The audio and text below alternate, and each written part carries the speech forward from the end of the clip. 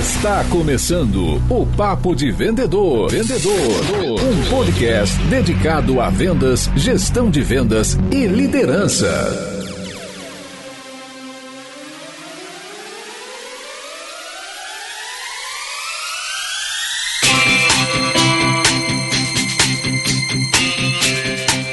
Olá, super vendedores, tudo bem? Estamos começando o nosso 13º episódio do Papo de Vendedor. Eu sou Leandro Munhoz e aqui comigo está Daniel Mestre. E aí, pessoal, como é que tá essa força? Dani, último episódio sobre desenvolvimento contínuo com o Maurício Micheletti. Cara, eu não sabia, você falou pra mim depois fora do ar que ele é filósofo. Pela primeira vez um filósofo aí no Papo de Vendedor, uma profissão difícil de achar aí nos dias atuais. Apesar de não ser um especialista de vendas aí, agregou pra caramba aí, tenho certeza que os nossos amigos vendedores foram beneficiados desse nosso bate-papo com ele. Com certeza. E se você que está nos ouvindo ainda não ouviu esse episódio, faço o convite para você, assim que terminar esse aqui, voltar lá no Spotify ou no nosso site papodevendedor.com.br e ouvir o episódio 12 com o Maurício Micheletti. E antes da gente começar, eu queria pedir muito a sua ajuda. Eu queria que você ajudasse a espalhar a mensagem do Papo de Vendedor. Mas, Leandro, como é que eu posso fazer isso, né? Como é que a gente pode trabalhar junto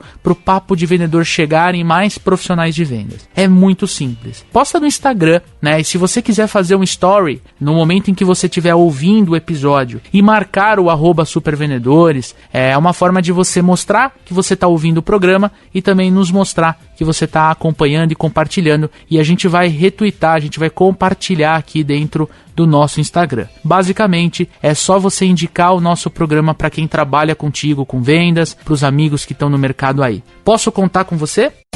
Quando foi a última vez que você investiu na sua carreira?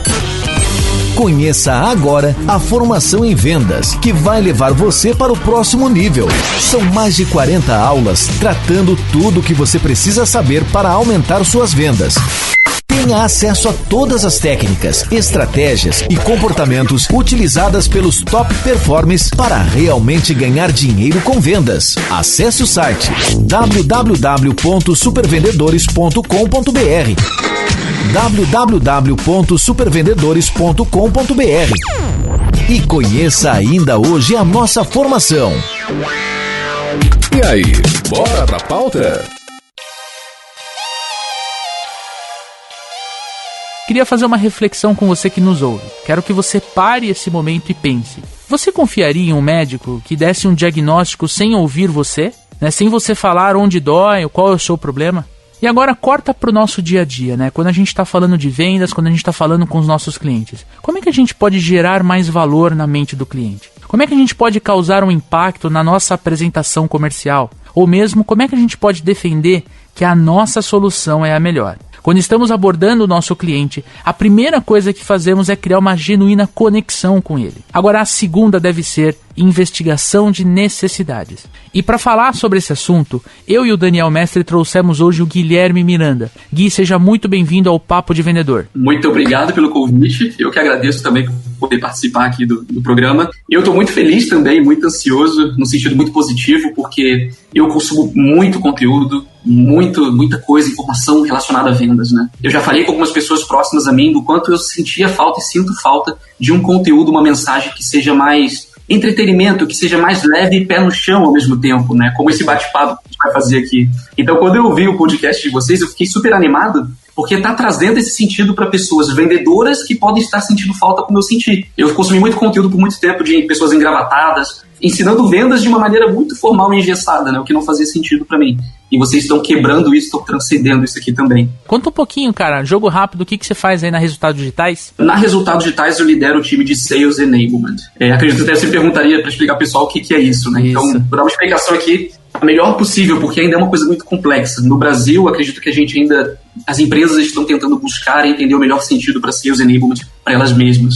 E a gente encara a Sales Enablement como um organismo inteligente dentro da área comercial, dentro da diretoria comercial. Ela é responsável por casar a inteligência de Ops com o feeling de quem está no campo para transformar essa inteligência que gere produtividade e eficiência de vendas. Então, passa por nós projetos para a área comercial, passa por nós tudo relacionado à educação dos vendedores, como, por exemplo, o onboarding. O vendedor acabou de entrar numa empresa. Tá. Quem vai treinar ele? O que ele precisa aprender? O que ele precisa aprender primeiro, segundo, terceiro, com qual cadência, como é que ele vai exercitar, levar isso para a prática, quem é que vai ouvir e fazer reciclagem com ele, tudo isso passa por seus enablement. E os vendedores que passam nesse período de rampeamento, né, que é esse primeiro momento do onboarding, a gente leva para o ongoing, que são os treinamentos para refinar, enfim, melhorar cada vez mais o processo comercial e buscar no sentido que gere mais eficiência de vendas e melhores resultados para eles dentro do seu máximo potencial também. E cara, pra gente já começar, né, pra gente começar aquecendo os nossos motores, queria perguntar pra você o que é investigação de necessidade. Eu considero hoje uma etapa, né, um momento onde você adquire conhecimento e inteligência embarcada do seu potencial cliente, da pessoa que está do outro lado, para que no futuro você consiga apresentar uma proposta ou uma solução que tenha valor percebido por ele.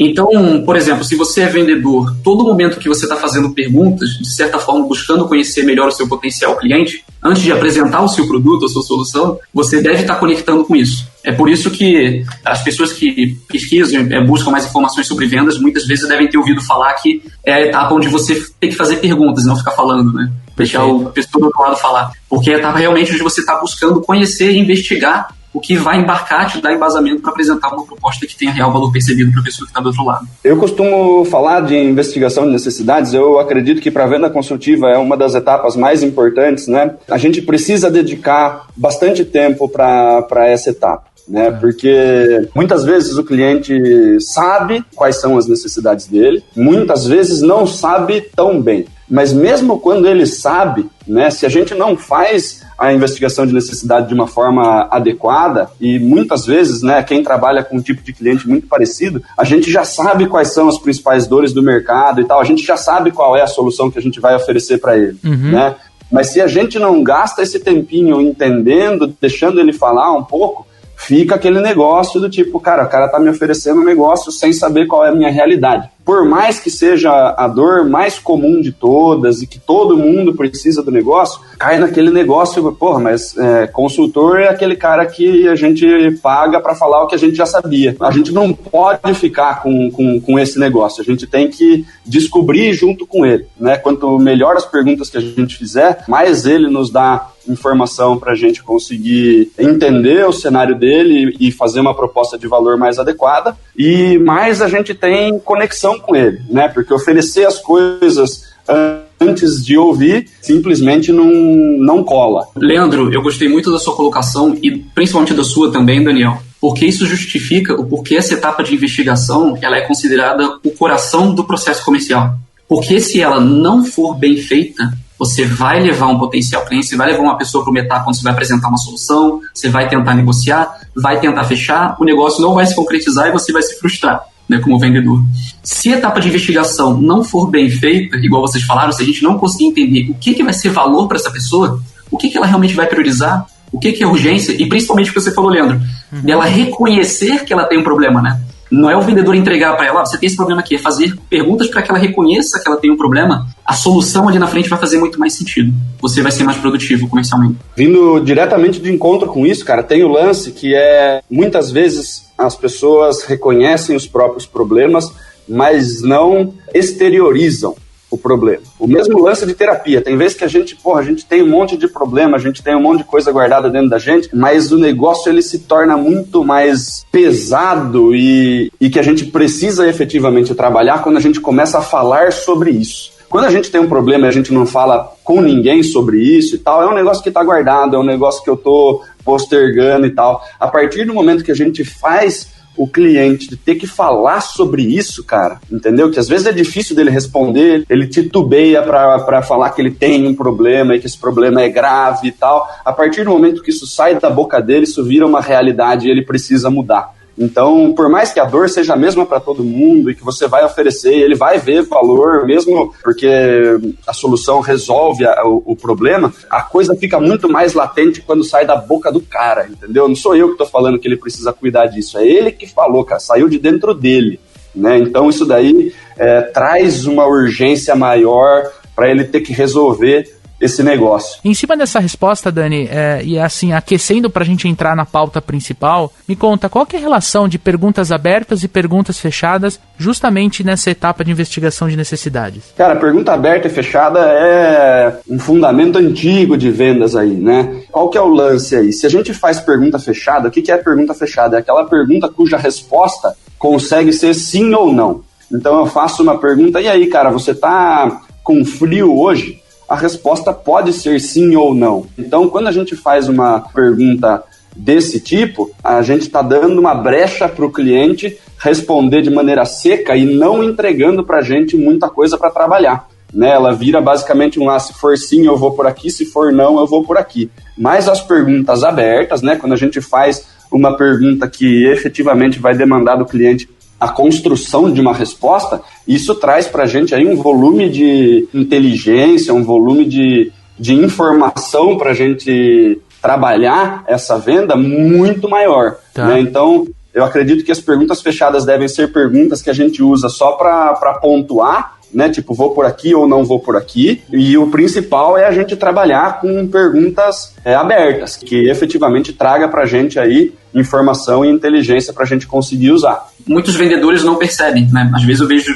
pessoas que chegam até mim tendo um aprendizado de perguntas fechadas e abertas, mas eles não entendem o real sentido prático disso, e eles acabam não conseguindo fazer, vira uma coisa muito programada. Então, a pergunta fechada e aberta é um momento onde você, dentro do diagnóstico, por exemplo, na investigação de necessidades, você consegue se projetar para aproveitar melhor uma oportunidade dessa investigação.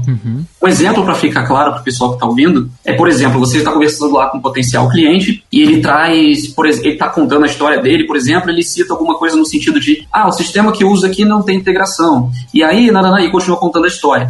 Ela está muito casada com a escutativa. O vendedor ele precisa ter escutativa de entender, ele falou que o sistema dele não tem integração. Então ele pausa e ele pode fazer uma pergunta fechada. Você sente falta de integração com o seu sistema? É uma pergunta sim ou não, é fechada. Ele vai responder, qual seria? Quais são os benefícios de integrar com esse sistema? Então, veja, eu fiz 2 perguntas fechadas e depois fiz uma aberta. Então, ela tem que ser usada de maneira inteligente para conseguir aprofundar necessidades. Eu acho que é dessa forma que está casada com a etapa de investigação de necessidade, né? Se você tiver escutativa, você vai saber utilizar da melhor maneira possível perguntas fechadas e abertas para te dar inteligência. Perfeito. E entrando na pauta principal, agora eu quero jogar a discussão na mesa, o que é Spin Selling. Leandro, Spin Selling acho que é um livro, uma metodologia que é quase como uma bíblia, né? As pessoas leem, releem, eu já li acho que mais de 4 vezes. Às vezes eu volto ainda algumas vezes para retomar alguns pontos e sempre pensando em como casar na prática aqui, de acordo com as nossas necessidades, né? O Spin Selling ele pode ter várias interpretações. Hoje, a melhor interpretação que eu dou para o Spin Selling, diferente que na verdade está casado com o que o próprio Neil Hackman diz, é que é uma maneira de fazer perguntas mais organizadas para investigar essas necessidades que a gente está falando. Então, no Spin, isso acontece de uma maneira gradual e didática, onde eu consigo fazer perguntas para a pessoa do outro lado, para que ela reconheça uma necessidade, né? E, consequentemente, eu como vendedor, eu consigo informações certas para gerar valor para essa pessoa e mantê-la engajada e com urgência. Então, eu considero que o Spin é uma metodologia perfeita para que você consiga investigar mais a fundo necessidades desse potencial cliente, para conseguir provocar valor percebido de maneira mais assertiva. E eu quero pegar um ponto específico da sua resposta, que é o lance de organizar a linha de raciocínio, organizar a conversa. Eu vejo que tem muito vendedor, né, que quando ele está abordando um cliente, ele quer fazer a investigação de necessidade, ele quer coletar as informações necessárias para ele fazer uma apresentação de valor, e ele acaba, né, não tendo uma linha de raciocínio, não tendo calma para interpretar aquilo que o cliente está trazendo para ele, né? Às vezes ele está escancarando, que nem esse exemplo que você trouxe, que o cliente ele falou da integração, e isso pode ser algo que, se você usar o Spin Selling de forma muito profissional, de forma muito ética, você consegue garantir o fechamento da venda só em cima dessa informação que ele trouxe para você. E eu vejo realmente, principalmente com vendedores que estão começando a sua história profissional, é uma pressa muito grande de acelerar o diagnóstico e ir direto para a proposta. E o Spin ele vem justamente para classificar as perguntas que você vai fazer e principalmente te ajudar a interpretar melhor as respostas. Então você começa, por exemplo, com perguntas de situação, passa para fazer perguntas de problema, para você entender realmente aquilo que está acontecendo. Geralmente a pergunta de problema é algo que já está mais superficial, que o cliente já entrou na tua empresa querendo resolver, e quando você pega justamente através das perguntas de implicação, que são as perguntas mais difíceis de fazer, você consegue cavar exatamente aquilo que está dentro da mente e do coração do seu cliente, que está machucando ele demais, que de repente não é o fato de não ter a integração, às vezes é o fato dele não ter um relatório otimizado por falta de integração, ou que ele gasta metade do dia dele juntando informações de vários lugares para ele conseguir ter um relatório e apresentar para o gerente dele, né? Isso que é realmente o problema ali que está enraizado. E aí você vem habilmente e faz perguntas de necessidade de solução para 2 motivos básicos: mostrar para o teu cliente que ele tem um problema, que você tem a solução e que você é a empresa e a pessoa certa para ajudar ele a resolver esse problema. E agora, Dani, eu queria ouvir você, né? Eu queria te perguntar por que é tão difícil fazer perguntas de problema quando a gente está conversando com o nosso potencial cliente. As perguntas de problema são a entrada aí, né, da investigação de necessidade. As perguntinhas ali de situação, eles servem muito mais como cenário, como pano de fundo e tal. Quando a gente começa efetivamente a falar sobre problema, o bicho começa a pegar muito mais. Então, a partir de alguma resposta ali de situação que ele tem, a gente começa a investigar problemas em cima dessa situação. Por que é mais difícil fazer pergunta de problema? 2 pontos, na minha opinião, tá? Eu vejo alguns vendedores, né, com um pouco de dificuldade de fazer pergunta de problema, porque eles ainda estão com um pezinho na etapa anterior de criar conexão, de querer criar um relacionamento bacana com o possível cliente, né? E a partir do momento que a gente começa a falar sobre problema, que a gente começa a investigar pontos difíceis dentro da empresa do cliente, eu passo a não ser mais aquele cara tão agradável. A gente estava conversando, a gente estava criando uma conexão super legal e agora eu estou cutucando coisa para tirar respostas difíceis, onde o cara vai ter que assumir que ele não tem o negócio tão organizado assim, que ele não consegue fazer a gestão de uma maneira tão legal, ou seja, ele está tendo que se abrir ali com um monte de coisa que ele não acha bonito. Na parte de conexão, a gente elogia a empresa do cara, a gente fala, porra, que legal, vi seu site, não sei o quê. E logo depois a gente começa a cutucar o cara, a gente começa a achar problema dentro da empresa do cara, e isso faz com que a nossa figura não seja mais tão agradável, né? Então eu fico num papel muito mais complicado do ponto de vista de criar relacionamento. E outro problema que eu enxergo aí nesse tipo de pergunta é que alguns vendedores não entendem o suficiente do business do cliente para fazer determinadas perguntas, né? Então, se eu não sei nada do ramo do meu cliente, como que eu vou fazer pergunta de problema? Entendeu? Quem não entende absolutamente nada de uma indústria automobilística, o que eu vou perguntar pro cara? Entendeu? O que eu vou falar? Eu não consigo simplesmente investigar o negócio, eu vou ter que ficar jogando um monte de pergunta genérica no ar para ver se o cara me responde o problema. Agora, quando você é totalmente especialista nisso, né, quando você entende efetivamente o ramo do cliente, você consegue fazer perguntas que você tem mais certeza de que você vai encontrar alguma coisa. Os vendedores menos habilidosos aí, que entendem um pouco menos do cliente potencial, eles não têm como fazer essa pergunta que é tiro certo, né? Quem conhece do ramo faz 2, 3 perguntas de problema, já tem um monte de informação para trabalhar. Quem não conhece, eu tenho que fazer uma pergunta aqui, vejo o que o cara responde, faço outra lá do outro lado, sem muita relação. Aí fica um bate-papo meio sem pé nem cabeça e o cara do outro lado fala, meu, esse vendedor, por mais que ele esteja tentando fazer uma investigação, não sabe absolutamente nada do que ele está falando. A referência, né, o lance de você efetivamente mostrar que você consegue resolver o problema, se você não consegue nem encontrar o problema, vai por água abaixo. Né? Então, a coisa efetivamente começa aí. Muito preciso, né? Se eu não sei como eu posso ajudar esse mercado, se eu não sei como eu posso ajudar esse potencial cliente, qualquer pergunta que eu faça é muito vazia. Né? Eu vou pra onde daqui? Eu fico com receio, eu fico com medo, ou não sei nem que pergunta fazer. Muito preciso, Dani. Eu acredito que o speed selling é uma crença minha, tá, pessoal, de que ela não é para qualquer vendedor, né? Eu vejo muita gente chegando, eu quero aprender sobre vendas, me recomende o livro, leia o Speed Selling, né? Muita gente indica.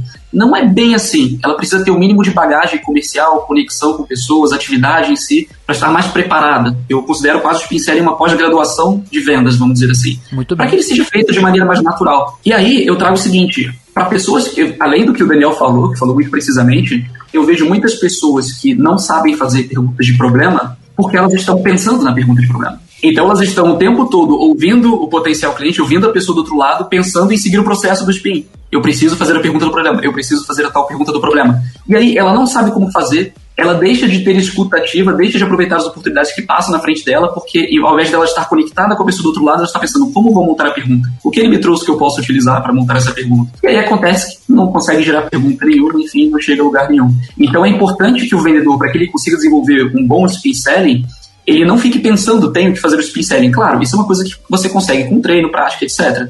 Mas o momento que ele consegue fazer isso bem é o momento em que ele simplesmente é uma pessoa projetada com muita escutativa e curiosa. Ela é simplesmente curiosa para conhecer a pessoa que está do outro lado, as dores e necessidades dela, e as perguntas começam a vir mais naturalmente. E a pergunta de problema não é aquela pergunta: me conte então, Leandro, o que tem tirado o seu sono?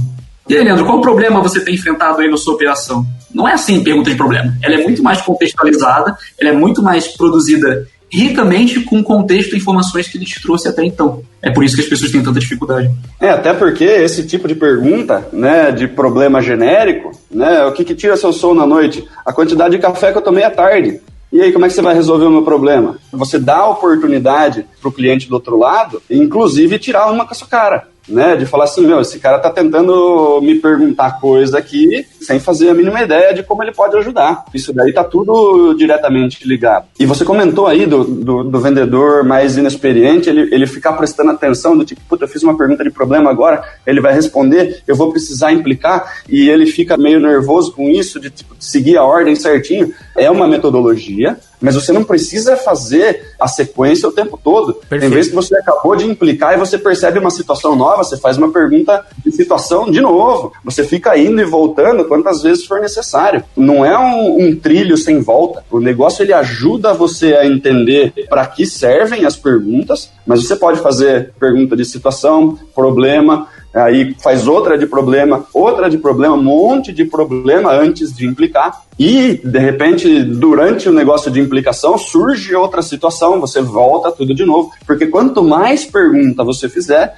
mais informação você tem. Né? E se o vendedor está lá todo preocupado com uma resposta que ele não sabe implicar direito, ao invés de implicar nas coxas, faz outra pergunta de problema, não esquenta a cabeça. Faça o negócio ficar fluido, porque se o negócio ficar engessado, primeiro que não vai funcionar, não tem o volume de informação e de inteligência que a gente precisa para seguir. Cabem duas observações aqui. Primeiro, o Gui comentou que o spin selling ele é uma espécie de pós-graduação para o vendedor, e eu concordo. Acho que tem muito buzz no mercado falando do spin, mas o vendedor ele precisa estar preparado para incorporar esse framework, essa metodologia dentro da sua venda consultiva, da sua venda B2B. Eu acho que é super importante contextualizar isso. Segundo ponto, é muito comum, tá? Pelo menos eu vejo isso nos treinamentos, que os vendedores eles conseguem fazer perguntas de situação, eles conseguem chegar na pergunta de problema, porque ela está muito relacionada com perguntas abertas. Tá? É muito fácil você pegar ali um problema através de uma pergunta aberta que você fez. Qual que é a grande dificuldade? Traduzir isso na implicação. Vamos fazer um raciocínio, né? Se eu estou fazendo pergunta aberta, estou usando uma metodologia antiga, né? Até o Daniel comentou que pergunta aberta e pergunta fechada é algo antigo. Cara,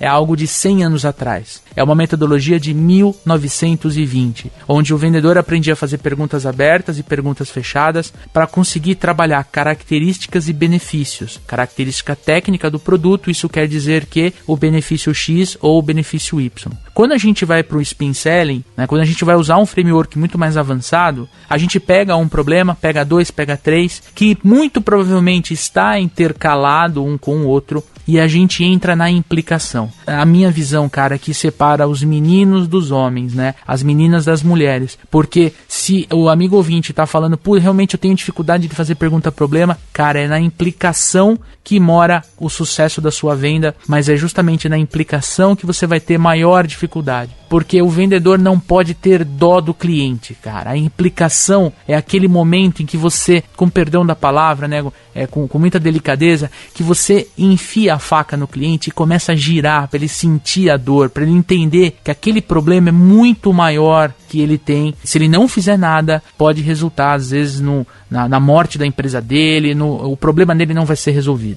Não é que a gente está enfiando a faca no cliente. A faca já tá lá, a dor já existe. A gente tá jogando um alquinho, a gente tá jogando aquele mentiolate da década de 80. Boa. Tem uns vendedores aí que não vão saber do que a gente tá falando, mas a gente vai mostrar para ele que aquela dor que tá lá, que de repente ele já tá acostumado, cara, passar um pouquinho de alguma coisa que arde mais para ele prestar um pouco mais de atenção naquela dor e falar, cara, acho que já tá na hora de eu resolver esse negócio aqui antes que piore. É super importante a gente entender isso, porque algumas vezes, né, parece que a gente está criando a necessidade. Eu não acredito muito nesse tipo de abordagem. Eu acredito que a necessidade já está lá e a gente precisa mostrar uma latência em resolver, né? Aumentar a urgência do cara de resolver. Mas não fomos nós que enfiamos a faca e criamos o machucado. O machucado já estava lá.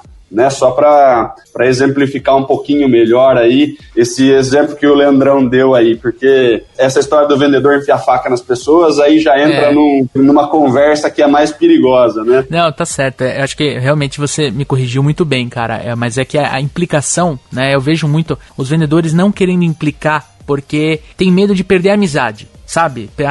O cliente é meu amigo. Não, cara, você tem que vender pro cliente. Ele tá com um problema, você vai implicar, você vai mostrar a necessidade de solução e você vai vender o seu produto, os seus serviços, sem tanta poesia. Mas é que é onde mora o perigo. Gui, quero te ouvir, você que ministra treinamentos dentro da RD, esse problema que eu acabei de comentar aqui, existe? Os vendedores têm um pouco de medo, de receio de perder a amizade porque vai implicar? Existe em todo lugar. Existe em todo lugar, Leandro. Na verdade, eu entendo que a pessoa tem dificuldade de implicar porque ela não entende o propósito da implicação.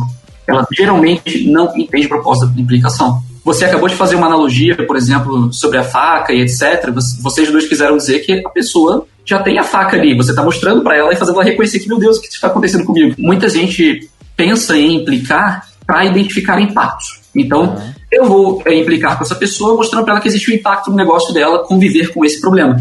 Então eu pergunto, qual é o impacto para você de ter esse problema? Se a pessoa não entende o propósito, essa pergunta não faz o menor sentido. Não se faz pergunta de implicação perguntando qual é o impacto. O impacto é uma linguagem nossa que de vendedor a gente entende, nós entendemos entre nós. A pessoa do outro lado, ela não vai fazer sentido para ela, talvez. Então o que eu quero dizer? A primeira coisa, implicação. Por que eu preciso implicar? Qual é o propósito disso? O que eu como vendedor ganho também, além da pessoa que está do outro lado? Eu vejo 3 coisas aqui. A primeira delas, quando eu implico, isso me ajuda a gerar urgência. Quando eu implico, isso me ajuda a fazer com que a pessoa do outro lado priorize aquela solução, priorize resolver aquele problema. E o terceiro e o mais principal de todos é validar se aquilo que ela trouxe é realmente um problema.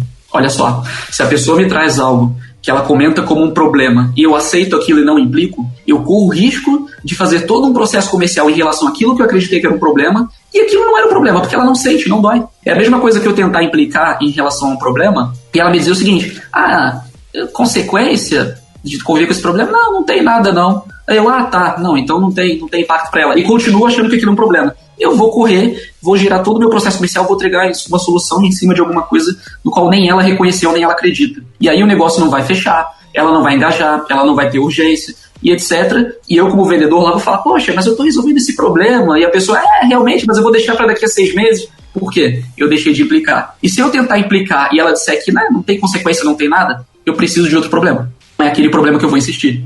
Né? E isso também mostra o porquê que eu não implico em cima de objetivo. Tem muita gente que tenta implicar e identificar impacto em cima de objetivo. Né? Meu objetivo é faturar 30 mil reais por mês, todos os meses até dezembro. E a pessoa vai lá, vou implicar. Né? Mas então, se você não estiver faturando 30 mil por mês, o que acontece? Qual é o impacto de você não conseguir faturar 30 mil por mês até dezembro?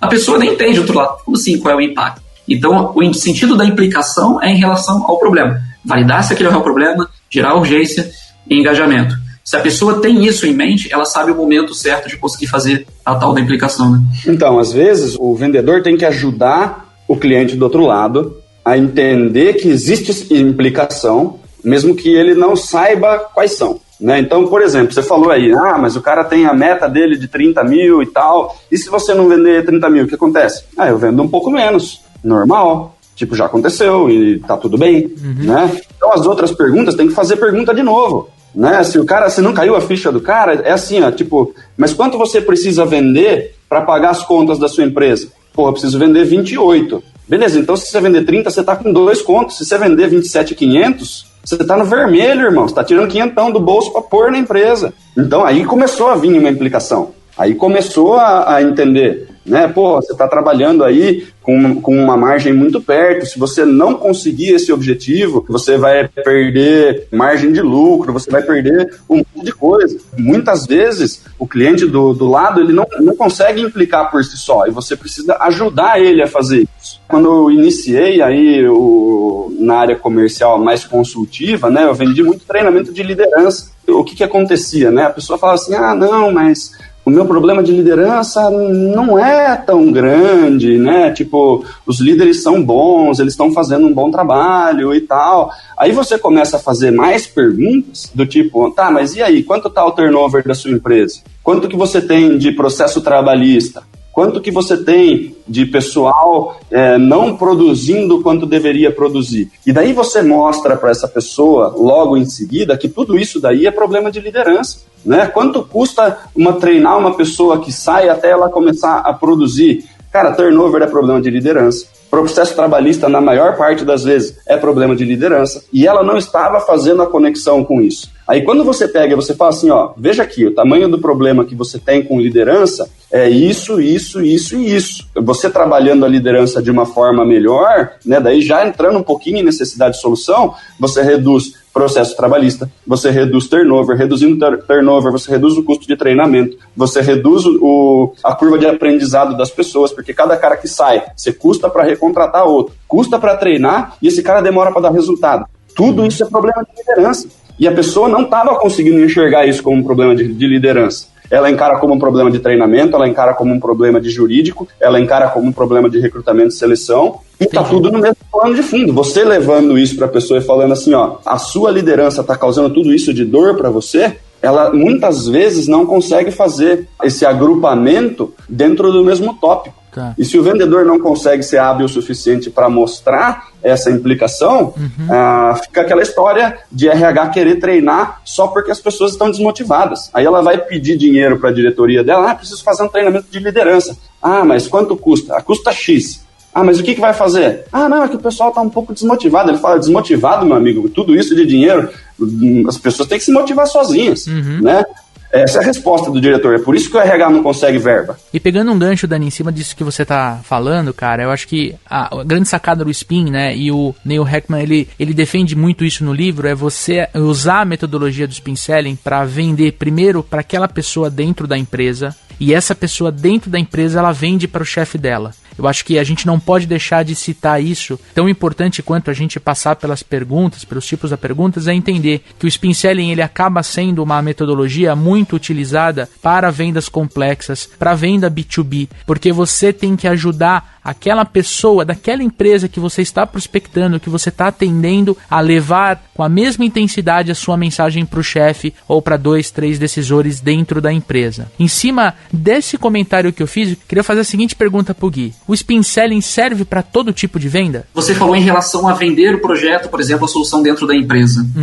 Sobre a implicação, é muito comum os vendedores insistirem, às vezes, também na implicação em cima de alguém que não vai sentir nenhum tipo de impacto ou consequência. Quando, por exemplo, você está falando com o famoso champion, um influenciador, e não um decisor. Perfis decisores, eles têm uma noção de business muito mais à frente. Então, eles conseguem enxergar gargalos, eles conseguem mapear desafios, anseios, etc., com mais facilidade no sentido de business. Quando a gente está falando com um influenciador, um champion, talvez a pergunta de implicação não faça tanto sentido para ele. Alguns falam, vou tentar implicar de uma forma, de uma dor pessoal, talvez não faça tanto sentido para ele. E aí que entra a tal da pergunta, você deu a deixa perfeita, que é de necessidade de solução. Talvez, dependendo com esse influenciador, valha mais a pena você fazer perguntas de necessidade de solução do que perguntas de implicação. No exemplo aqui, aí vai se perguntar, e qual seria a consequência se vocês continuassem com esse problema, dessa forma, e a pessoa não sabe responder, porque ela não tem noção, você perguntar para ela em relação à potencial solução. E se você tivesse uma maneira mais clara de entregar essas informações, esses dados mais completos dentro do seu CRM para os seus vendedores? Qual você acredita que seria o benefício? Os vendedores poderiam utilizar dessa forma. E se eles utilizassem dessa forma, o que acontecia? Cara, eles fechariam mais negócio, aumentaria a eficiência, assim, assado. Por quê? Nós, vendedores, nós estamos o tempo todo preocupados em apresentar uma solução para aquele influenciador, para que ele consiga vender dentro da empresa nos representando, como se fôssemos nós lá vendendo, né? Então eu vou apresentar a solução para ele de uma forma didática, para que ele consiga, na hora de apresentar para a diretoria, se ele não me deixou escalar a venda, né? Para que ele consiga apresentar para a diretoria como se fosse eu lá, sem esquecer nada, né? Vou treinar ele aqui. E ele vai lá e esquece tudo. Se você fizer perguntas de necessidade de solução, o que acontece? Ele faz parte da construção da solução. As respostas dele justificam para ele por que aquela solução é boa. E aí ele fazendo parte da construção dessa solução, ele engaja mais com o projeto, ele lembra mais na hora de explicar depois, e ele defende o projeto dentro da empresa, porque ele passa a acreditar. Então é muito interessante, essa acho que uma recomendação muito boa que eu faço para os vendedores de saiba usar a pergunta de implicação e, dependendo do perfil, você também pode recorrer a perguntas de necessidade e solução para ser mais efetivo. Quando cai uma ficha pesada na cabeça do cliente, fica muito fácil dele estar afim e dele resolver vender a ideia lá na frente. A gente faz um monte de pergunta e as perguntas não estão caindo em um solo fértil, vamos dizer assim. O cara responde mais ou menos, a dor ele não sente muito, ele não entende tanto da implicação e tal, mas porra, se cai uma fichona na cabeça do cara, tipo, mas cara, com isso, acontece isso. Né? Às vezes você não precisa nem fazer a pergunta de necessidade de solução porque o cara não consegue responder. Mas você faz a pergunta de necessidade de solução e já responde.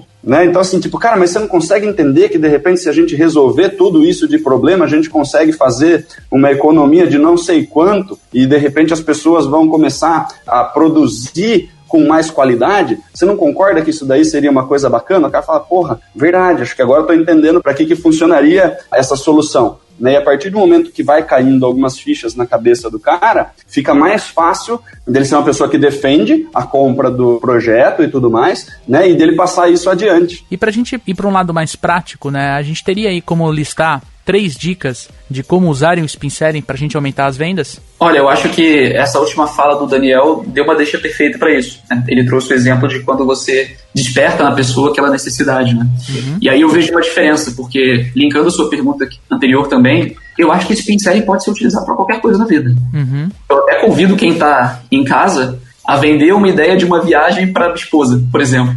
Né? E começar a praticar ali, fazendo perguntas, óbvio, não são perguntas engessadas, mas dentro de contexto, você fazer pergunta para estimular e no final, poxa, super top essa viagem.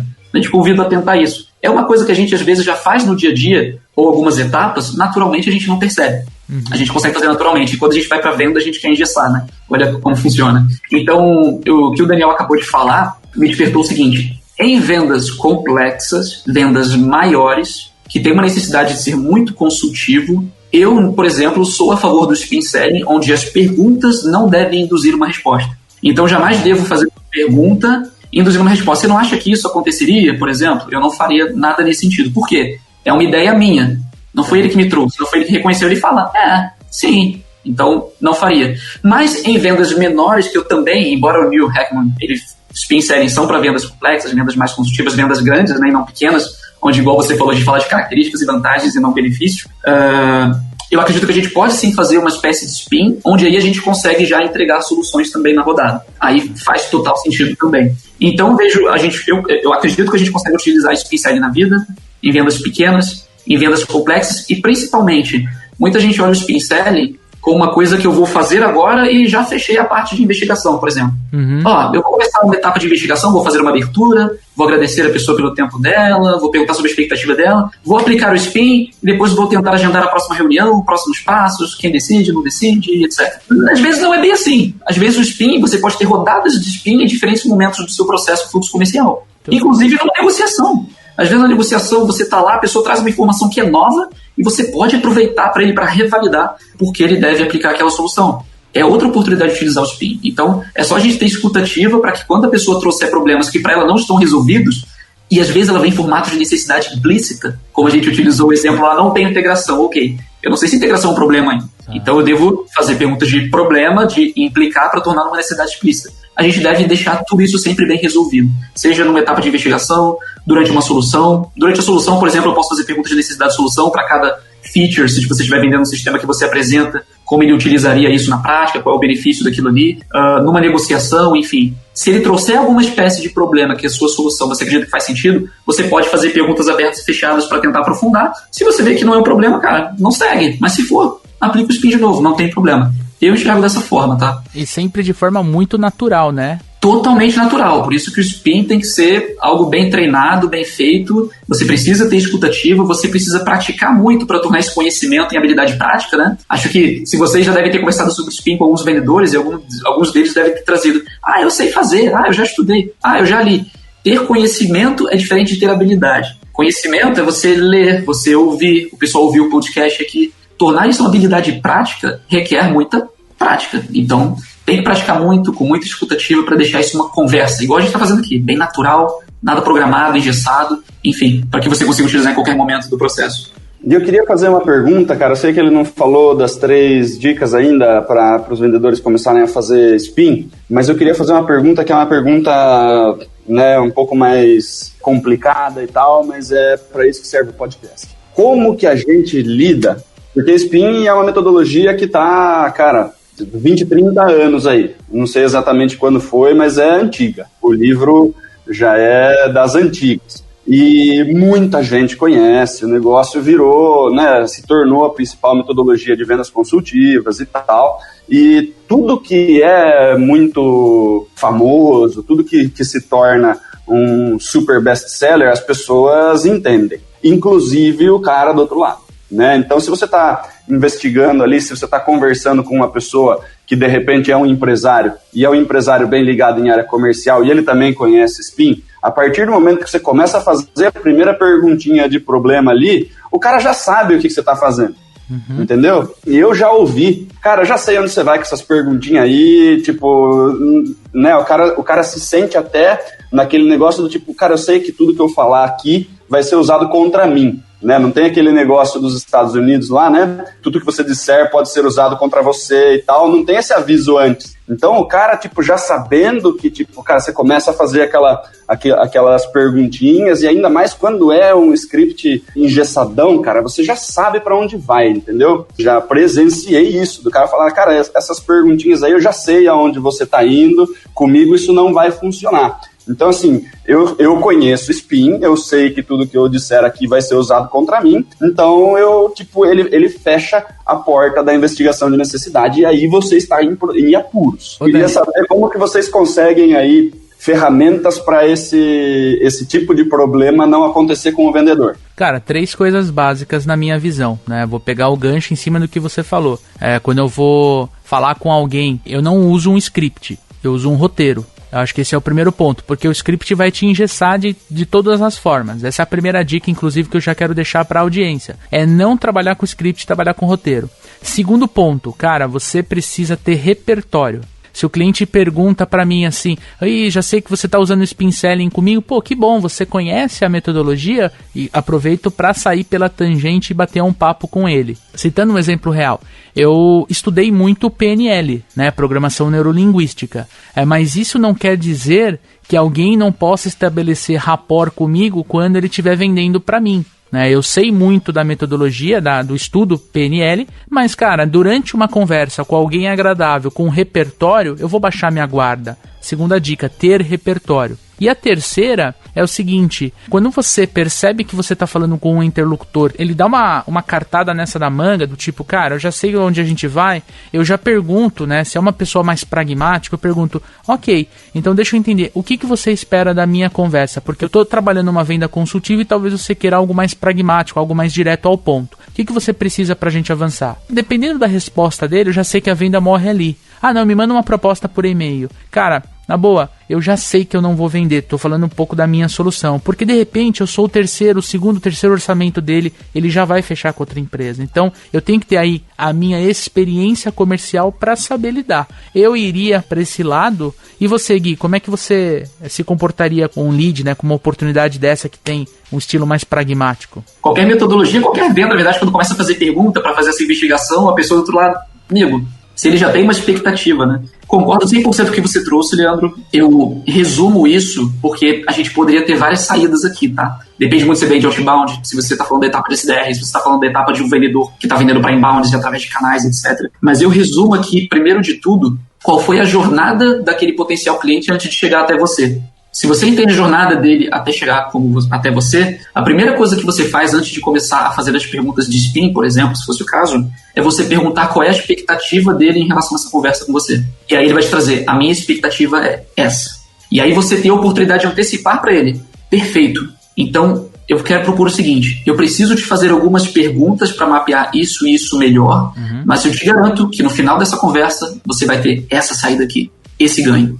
E a pessoa, o que ela resta pensar para ela? Putz, se a gente chegar nessa solução aqui, me pergunta o que você quiser. E aí você consegue fazer perguntas sem ele te brecar, porque ele entende o sentido do porquê você está fazendo aquelas perguntas e até onde você vai levá-lo. Uma coisa que os vendedores que aplicam muito o SPIN são vendedores muito técnicos, e quando as pessoas se apoiam demais numa metodologia, a minha percepção é que eles deixam o lado humano um pouquinho de lado. Aliás, tem um texto super legal meu, que eu vou deixar no Momento Botini pra galera, que é justamente esse lance da gente saber equilibrar o lado humano e emocional e o lado técnico. Porque se você não constrói, primeiro de tudo, a conexão, a confiança ali, e faz exatamente o que você falou, né, de conquistar o direito de fazer pergunta, a primeira pergunta de problema, o cara vai falar assim, cara, não estou à vontade de falar sobre isso com você. Ou se ele não fala isso, é o que está dentro da cabeça dele, e ele vai dar umas respostonas quadradas e que ferra com o seu spin, né? Então você precisa dessa parte humana para criar conexão antes, né? E esse negócio de conquistar o direito de fazer pergunta é muito importante. Mas muito importante mesmo, do tipo, cara, para eu conseguir te ajudar, eu vou precisar fazer algumas perguntas aqui para você. Se tiver alguma que você, de repente, não quer responder e tal, super tranquilo, mas garanto que todas as perguntas que eu tô fazendo são perguntas que vão me ajudar a entregar para você, pra gente construir junto a melhor solução para você, né? E a partir do momento que você deixa o cara à vontade para não responder, cria uma conexão ainda maior que ele fala, cara, eu posso falar tudo pra esse cara aqui. Ele tá mais preocupado comigo do que com ele. Então, esse lance humano junto com o spin é a que traz o verdadeiro sucesso nas vendas consultivas. Só fazer pergunta, ser super bom em fazer pergunta, mas não ser bom no negócio da escutativa, que é uma habilidade humana e não técnica, e de criar conexão é uma habilidade humana e não técnica, e você conseguir criar relacionamento, né, fazer o cara gostar de você, mesmo com ele jogando álcool em cima da sua ferida, né? É uma coisa muito, muito, muito avançada de você fazer, né? De você efetivamente conseguir o balanço aí entre emoção, aí, entre humanidade e o lado técnico, metodológico de vendas, né? Queria só arredondar aí para a gente encerrar a parte de pauta do nosso programa, que se deixar vai 2 horas de conteúdo aí. O nosso ouvinte vai ter que colocar para ouvir em 3 vezes, aí o Leandro fica com voz de tico e teco, fica um negócio mesmo. Gui, considerações finais, cara? Bom, como consideração final, vocês até me perguntaram antes em relação ao que o vendedor poderia fazer para começar a praticar em 3 formas diferentes. Eu vou dar uma aqui que eu acho que é a mais interessante para que ele consiga fazer sozinho. Se você tiver acesso às gravações das suas ligações, para que você consiga ouvir e fazer um listening, fazer um check-up, ouvir na prática como você desenvolveu o seu fluxo ou processo comercial, dê um play, pega o papel e caneta e feche os olhos, vai para um lugar onde não tenha barulho e escute o cliente. Eu sei que você está falando ali na gravação, mas escute o cliente e anote todas as vezes que ele trouxe oportunidades através de necessidades implícitas, trouxe um gancho que você não aproveitou. Escreva no caderninho qual pergunta você faria levando em consideração todas as informações que ele trouxe antes. Como você contextualizaria ele? Para não ficar da forma que o Dani explicou, né, engessado. Exatamente isso. E começa a anotar. E depois que você fizer isso, olha para a maçaneta da sua porta. Eu faço isso até hoje. Eu pratico o roleplay sempre, eu estou sempre em dia, porque eu não estou mais lá na ponta vendendo, mas eu quero entender de vendas na prática. Então eu pratico roleplay com meu time e eu pratico roleplay sozinho antes de praticar roleplay com todo mundo. Então olha para a maçaneta da sua porta, imagina que aquela pessoa está te falando aquilo e começa a fazer as perguntas. Desenhe quais seriam as potenciais respostas que ele te daria. E tenha a resposta para todas elas também. E começa a fazer exercício uma vez por dia. Isso vai começar a se tornar mais natural quando você estiver na prática, na realidade, falando com o potencial cliente. É uma das milhares de dicas que eu poderia dar, mas como o Dani falou, a gente ficaria aqui falando... Dá para falar 3 dias aqui, gente, sobre spin selling, sobre vendas, muito fácil. Roda muito assunto. Mas eu queria deixar essa dica aí pro pessoal. Que aula, pessoal. Eu acho que esse programa aqui é sensacional. Se o amigo ouvinte está escutando e tomou anotações... eu tenho certeza que ele pode transformar o número dele do final do mês, usando todas as dicas, né, todas essas técnicas que a gente trouxe aqui para o programa. Tenho certeza que é muito valor agregado para você que nos ouve. E agora chegou o momento Botini.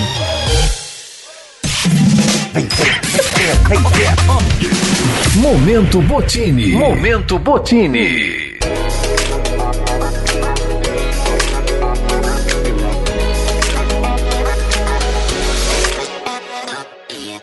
Então, pessoal, hoje eu vou começar o Momento Botini. Acho que tá mais do que claro, né, que o nosso Momento Botini é para você ler o livro Spin Selling, né? A gente leu aqui, todo mundo que tá gravando aqui leu mais de uma vez. Eu acho que é importante você aprofundar nesse framework, né, nessa metodologia.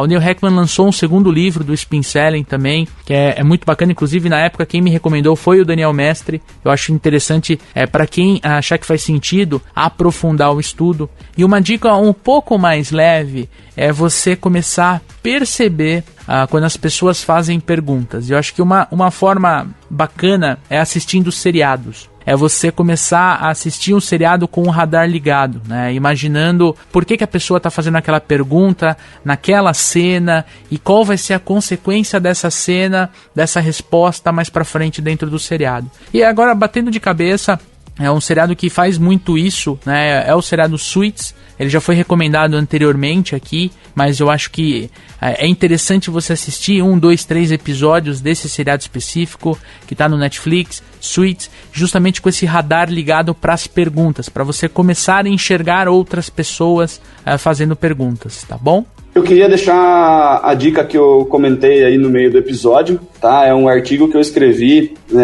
tá lá no LinkedIn.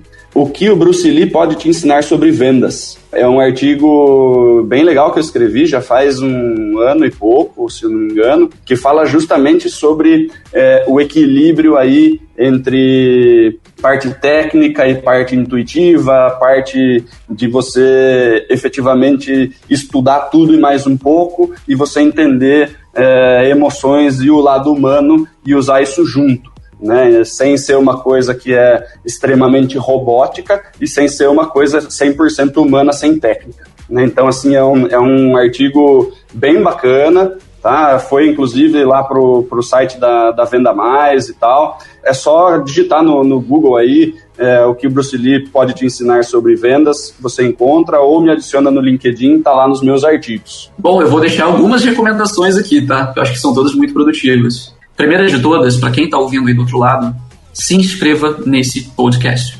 Por quê, gente?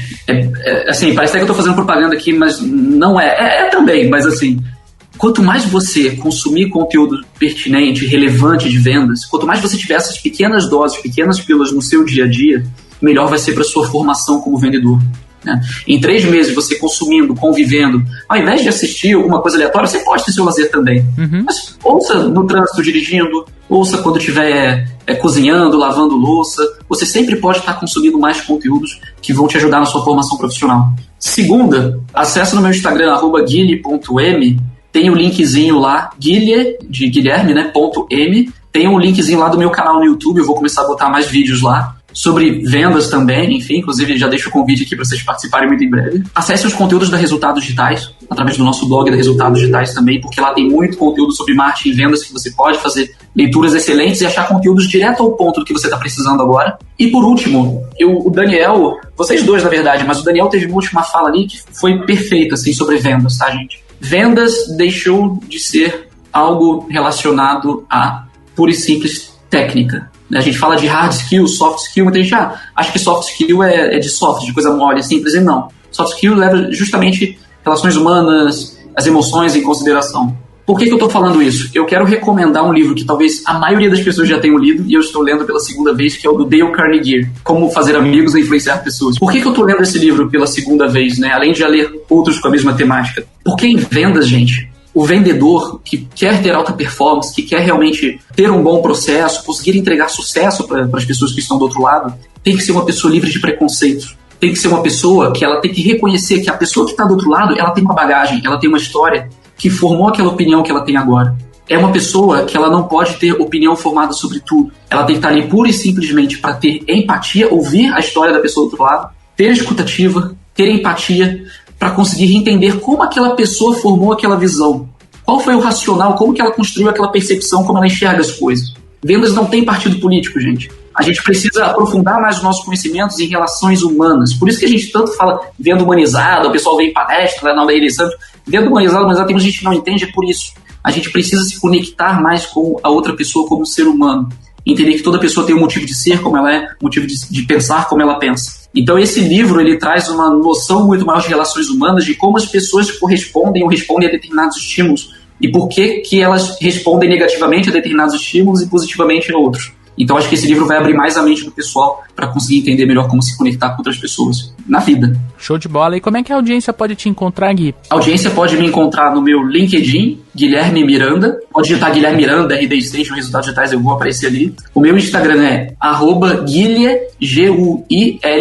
GUILHE.m de Miranda, @guilhe.m. Ali tem o link do meu canal no YouTube e o meu canal no YouTube direto, né? Guilherme Miranda, deve ser o terceiro canal que vai aparecer ali. Legal, legal. Cara, quero agradecer sua participação. Foi um prazer gravar com vocês hoje sobre um tema tão apaixonante, cara. Muito obrigado, pessoal. É isso aí, um abraço. Deixar aquele sempre pedido para os nossos ouvintes aí de passar feedback pra gente, dar sugestão de temas, enfim, críticas, sugestões e xingamentos, que a gente sempre usa isso daí para melhorar o nosso programa, para a gente conseguir se conectar melhor com a nossa audiência. Inclusive a audiência pode fazer isso tanto pelo Instagram, né, @supervendedores, como também por e-mail. Quiser mandar um e-mail para contato@supervendedores, gente, fiquem super à vontade, porque a gente realmente quer ouvir vocês. Eu acho que, assim como a gente está pedindo ajuda da comunidade, né, para compartilhar o Papo de Vendedor, para indicar o nosso programa, a gente quer ouvir a comunidade também. A gente quer ouvir o que vocês querem, de repente, que a gente grave, quais são os tópicos, os pontos que vocês querem que a gente aborde aqui no programa, porque a gente consegue construir um podcast muito mais rico de conteúdo, sempre com o feedback de vocês, tá bom? Boas vendas, galera, um abraço e até o próximo programa. Um forte abraço, pessoal, até mais.